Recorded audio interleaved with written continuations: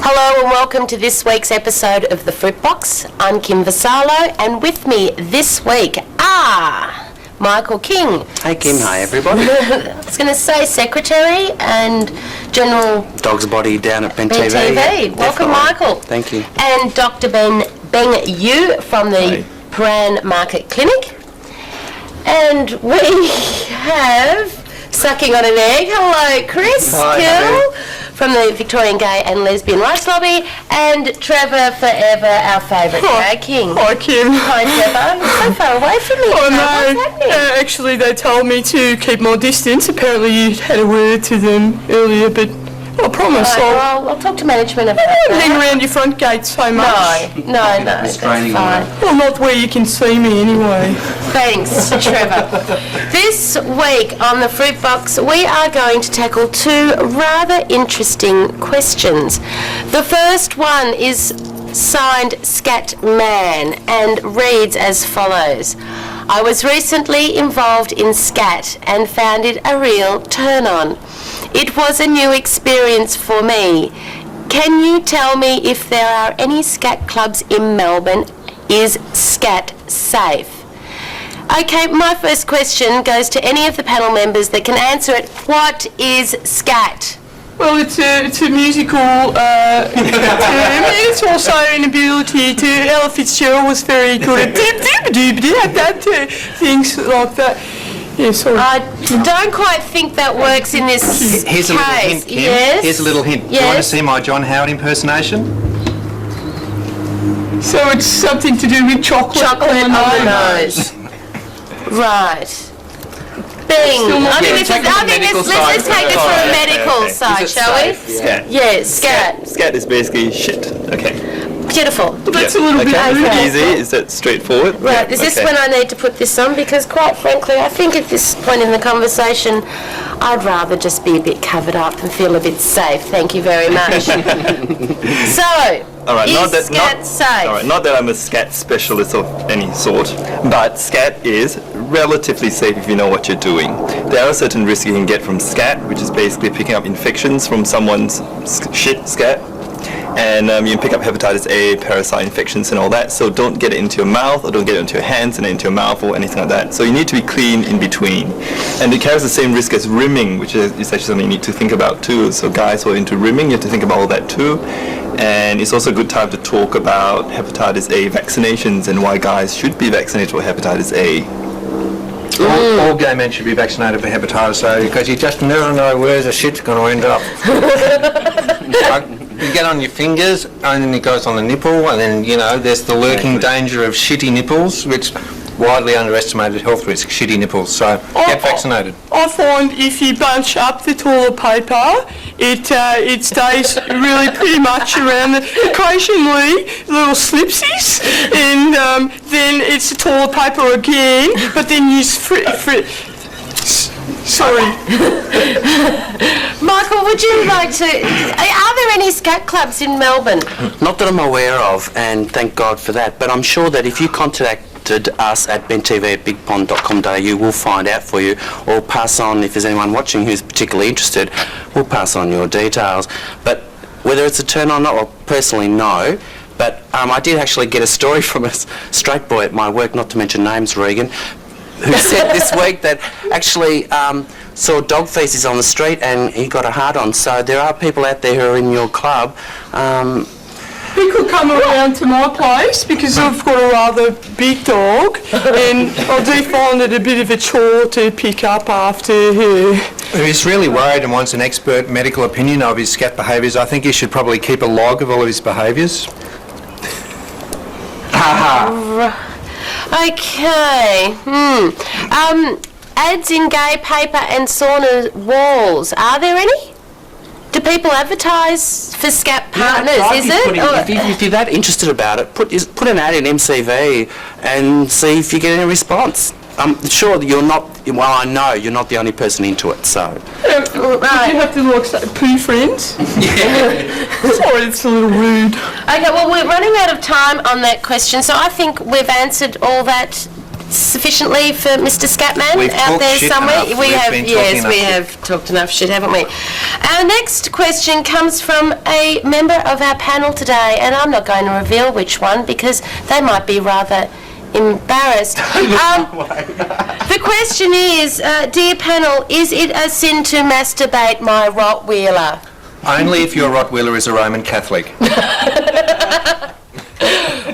Look, I'm a bit worried because, of course, the Rottweiler starts to assume and associate the presence of people with the masturbation, which could make having guests over for dinner rather difficult. The dog will get aroused and try and mount your guests. Some guests might like that, but I suspect your mother-in-law might maybe not, so just be careful with that. And I think the RSPCA might have something to say about this. Yes.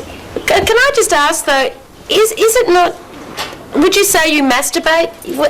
What's the difference between masturbating and having sex? Well, of course, you know why. We all know why dogs lick their balls. It's because they can. But they've got these claws which make it rather difficult to, you know... So, but if you're masturbating your Rottweiler, you're not masturbating, you're having sex with it. Unless the Either way. Rottweiler touches itself.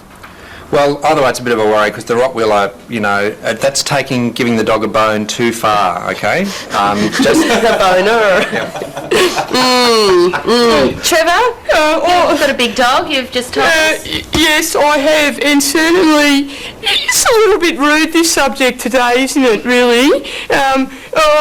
Personally, I did have that childhood accident and a bit of a hormonal problem. Are you comfortable with this one, Trevor? Well, I'm a little bit uncomfortable Okay. because also, again, like Chris said with the guests, that could be a problem with public liability insurance, and that makes it difficult for the rest of us in the world to pay our insurance policies because like they go up with the people with the dog and the dinner guests and there's probably screaming and not very nice really, and certainly the Rottweilers, if they were unhappy, then they could bite you really badly and that would be very frightening. Would you use a muzzle? I'd say just don't do it at all. I'd say yes, it is a sin, and I'd say go out and get a man. A friend. I don't believe that's a sin, but there are all sorts of different health risks with masturbating Rottweilers, of which I don't know what they are, but I'm sure that Bite marks? probably. Bite marks? Yes. If you really, really must do it, make sure you trim your fingernails. Is a Rottweiler male or female? Would that make a difference? Well, yes, it would make a difference because masturbating a female Rottweiler would happen in an entirely different way and would go back to our former subject in a way. You really would need trim fingernails, wouldn't you? But also, is it legal? Is it legal to masturbate a Rottweiler? I'm not sure about that. I think it's only cruelty to the Rottweiler if you do it badly. Yes, well, I think the general consensus of the panel is that maybe you should just leave the dog alone. Yeah, go to the sauna. Let sleeping dogs lie. Yes. So that's this week's Fruit Box. If you would like us to talk about your issues, problems, if you have any questions for us, please write to us at P.O. Box, P.O. Box 6256 St Kilda Road, Melbourne 8008 or benttv@bigpond.com.au. Thank you to our panel members for coming along today, and we'll see you soon, and it's back to the studio.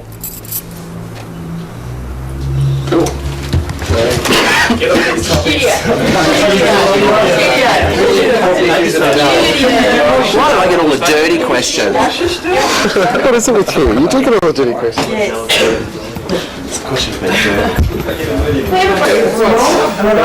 Don't do everything.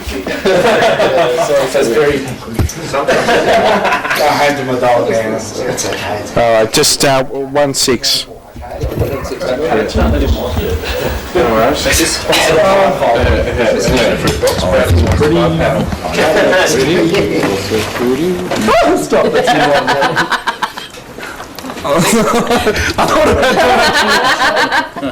You wouldn't be the first, Charles. What the boys do? There's so much more potential sponsors. Yeah, and then next week's discussion on Difference. Okay, we ready? Yeah. We're panel ready? Yes. And 5, 4, 3, 2. Hang on. Hello and welcome to this week's Fruit Box. I'm Kim Vassalo, and with me today on the panel we have Dr. Beng Yu from the Brand Market Clinic. We have Michael King from Ben TV. We have David Galley, also known as Linda Lamont. The mattress of Melbourne. And with the words at the end is Ernie Vare, who does lots of things, I'm told. Our letter today is from a politically correct fruit in Brighton, which I don't actually think works. How can you be politically correct and from Brighton, quite frankly? Our letter goes, hello Kim and panel members. I caught your first show recently. A friend of mine had taped it. It was fun and nice to see you getting involved with our community, so I wanted to raise an issue. As a community, we hate being judged by the so-called straight community. We hate being labelled by them as fag, poof, dyke, etc.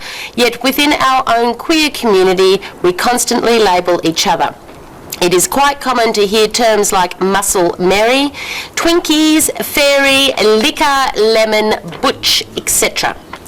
These labels can often be quite offensive, yet we seem to think nothing about referring to someone dating a large guy as being a chubby chaser. People refer to me as a rice queen because my partner of 6 years is Chinese, and he is referred to as a potato queen. Perhaps we should take a good hard look at ourselves and make a conscious effort to not be so judgmental before seeking acceptance and understanding from the straight community. Let's get our own house in order first. Bing, what do you have to say about this? Well, I think it's important that we don't discriminate against anyone or offend anyone, but really, we're a bit too sensitive at times, I think. I call my partner rice queen and he calls me potato queen. That's okay. You can make fun of it a little bit, but it depends on the intent. If someone's being derogatory, then it's wrong, but you can't just use it in fun and humour, I think. It's all in the way it was said, wasn't it? Yeah, definitely. I personally call all my friends, slag or cow or things like that, and I think you can't be too politically correct about it. I mean, I do have an objection to someone calling me faggot, for example. I mean, that does piss me off, but it all depends on who said it and in what context it was said. I think we're all guilty of it anyway, and I think that you've just got to go with it. If it's said in fun, then so be it. But if someone actually had something else to say, I mean, the straight community have their own little foibles, words for each other, what have you, slut, bitch. So True. That's right. Linda, David, sorry. Linda only on weekends, Dave. Sorry. With a lot more makeup on. I think the whole political correctness thing has gone way too far. As the other members have said, as long as it's not said in a derogatory manner, I don't have a problem with it. I work in a particularly straight sort of environment, and definitely openly gay. Using that sort of language in that environment from those sort of people, I don't have a problem with, because it's not in a derogatory manner. It's like the term wog. I'm part Italian, and my father has told me stories about when he was a young boy. Certainly, it was a terribly offensive word, but now it's been embraced by Italians, people, and it's empowered them.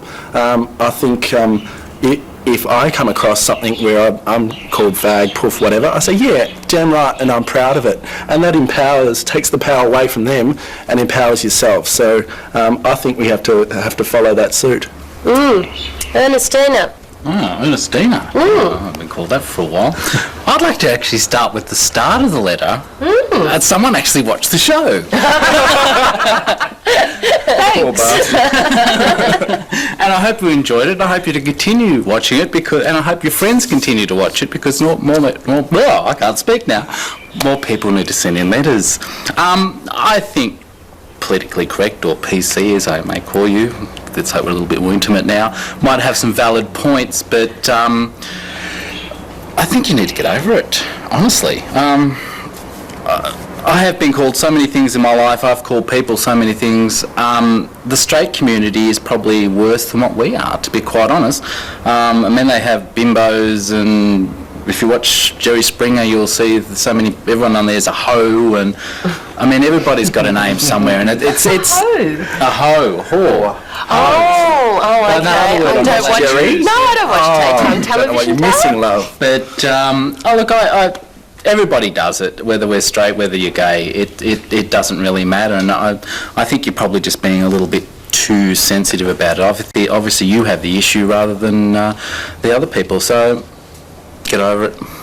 Get over it, embrace it, own it. And I think one other thing that needs to be said is the fact that you know what you are, you know who you are, your friends know who you are, your family know who you are, and who you are is far more important than what other people call you.